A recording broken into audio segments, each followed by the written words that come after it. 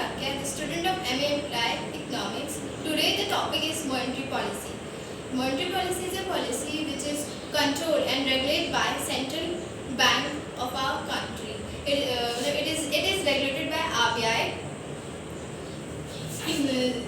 Monetary policy is a policy by which central bank of the economy control money supply, availability of money, cost of money, such as interest rate, which may to obtain growth and stability of economy. Policy mainly control करती है inflation and deflation in an economy में inflation और deflation को control करती है. Control of money supply is possibly through control over the supply of bank credit. Monetary policy पहला है price stability.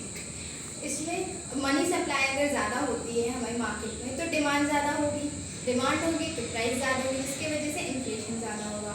तो उसको कंट्रोल करने के लिए बैंक मनी सप्लाई को कम करेगा, जिसकी वजह से डिमांड कम होगी, फिर प्राइस कम होगी, तो हमारी जो इकोनॉमी है प्राइस स्टेबिलिटी में आ जाएगी. फिर दूसरा है इकोनॉमिक ग्रोथ. इसमें क्या होगा, बैंक इंटरेस्ट रेट को कम करेगी, तो इन्वेस्टमेंट ज़्यादा होगा. People take more money from bank for investment. वो अगर इन्वेस्टमेंट ज़्यादा होगा तो इनकम ज़्यादा होगी, जिसकी वजह से आउटपुट ज़्यादा होगा, तो हमारी इकोनॉमिक ग्रोथ होगी. अब रिड्यूस अनएम्प्लॉयमेंट.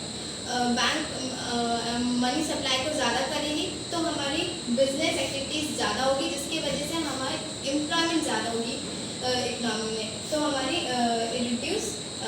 एम्प्लॉयमेंट कम हो जाएगा, अनएम्प्लॉयमेंट कम हो जाएगी. तो देखते हैं reduction in economic equality, the gap between rich and poor.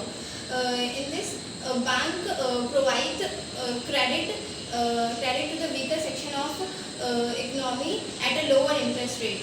तो जिसकी वजह से हमारी इकोनॉमिक की इनइक्वालिटी कम होगी. स्टेबिलिटी इन करेंसी रेट, यहाँ पे करेंसी रेट में स्टेबिलिटी आ जाएगी.